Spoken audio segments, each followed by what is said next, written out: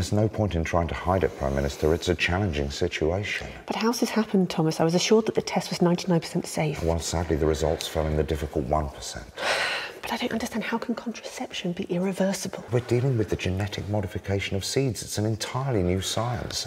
No one could have predicted the rate at which the crops would evolve. What are the numbers? We estimate between 70 and 90% across all the territories within 3 years. 70 to 90%? And among those who do conceive, we estimate the vast majority of births will be unviable. It was supposed to be opt-out contraception, a way of stopping accidental pregnancies and unwanted children. Well, the best laid plans of mice and men. But I don't understand. The test was only supposed to be in Territory 1. How is it spreading across the territories? It's in the food chain, Prime Minister. It's in the soil and the seeds and the livestock. And we fear it could shortly become the dominant strain. Irreversible?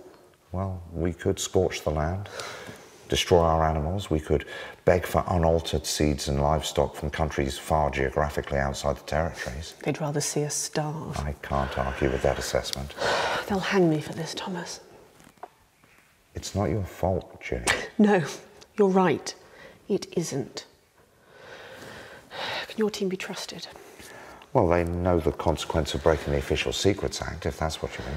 How many could do us irreparable damage? Less than 100. All the work has been compartmentalised on a need-to-know basis. I'll need their names. This can never come out. Never. If it did, the consequences for order for this administration, our whole endeavour will be at risk. Undoubtedly. We'll have to blame the bombs then. Radiation, an unforeseen side effect of a necessary evil. It's scientifically possible, given the wind patterns. And we'll need to prepare the population. Reframe the way they view starting a family, stress the advantages of a childless life. People can be surprisingly malleable when presented with a positive spin. And we'll need to accelerate the transition centre programme. It has the capacity. I need that list of names tonight, Thomas. Is there no other way? Can you think of one? In time, possibly.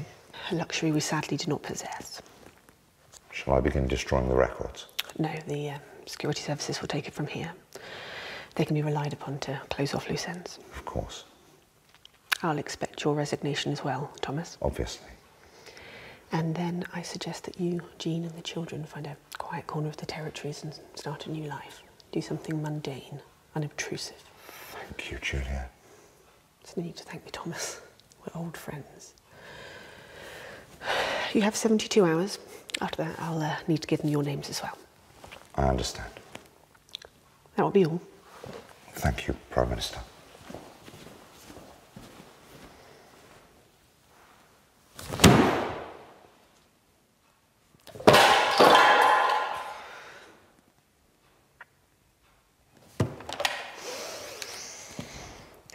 Get me Adrian at the services.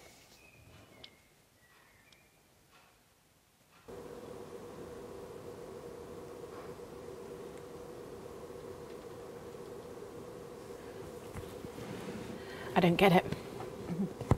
I do. Where did this footage come from? I mean, this footage was illegally obtained. It's falsified, clearly. Sorry, which is it? What? Was it illegally obtained or was it falsified? It can't be both. Oh, well, clearly it is. Prime Minister, that footage seems to show you and your chief scientific officer, Dr. Thomas Wellington, discussing a problem with our food. Is that correct?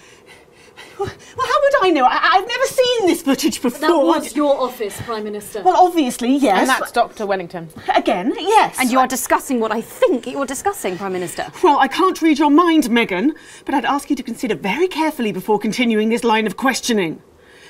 Can we get the music back, please, Jenny? My sister wanted children. We tried. So many times before Stacey.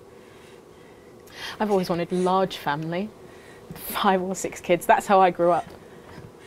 Watch out, Prime Minister. The women are coming. How long have we got?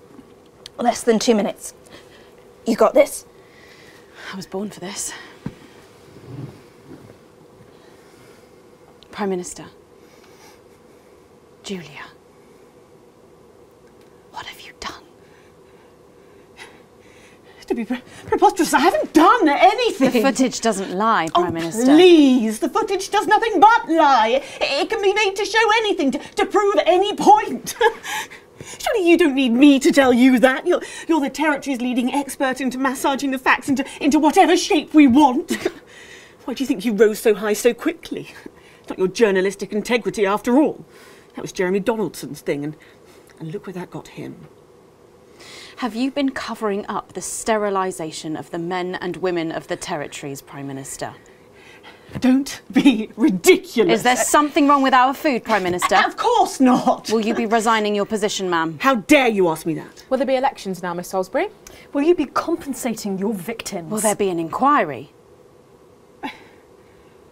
I am not going to dignify these conspiracy theories with a response. How many unviable births? How many hundreds of thousands of grieving parents? Is there blood on your hands, Prime Minister? I don't have to put up with this. Someone have that footage analysed if there's even a chance it's falsified. I think we all know it isn't. Oh, I can't do this. Helen. You have to say something. What? What is there to say? It's what you do. So do it.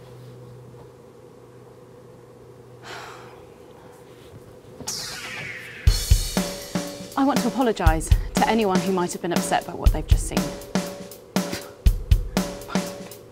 Sorry, no, I want to apologise to all of you because you will have found tonight's programme upsetting. No, not that either. I don't think I want to apologise because you should be upset, you should be incandescent, you should be marching on team headquarters demanding answers. I know I will be. And if the footage we've seen tonight turns out to be genuine, as I have no doubt it will, you should be asking yourself how we got here. And I think you'll conclude that it had an awful lot to do with me and people like me. People who should have been asking questions on your behalf. We were journalists, the gatekeepers of truth, and now, with this shit show. The great misdirection played out nightly, so bright and fun and shiny that you can't see what's happening right in front of your face. Well, that's on us, that's on me. And I thought that if I compromised a little, I could still do a lot. That it was impossible to make a change unless you were on the inside, so I bent a little and I went along with the small things. And now the small things are all that's left. Because when the change is happening so slowly, when it's only one cut a day, well then it's easy to forget that you're bleeding. And one day there's no blood left, just dust and celebrity chefs. My name's Megan Wolfe, and I am sorry for misleading you, night after night. Only you can make tomorrow better. And we're out.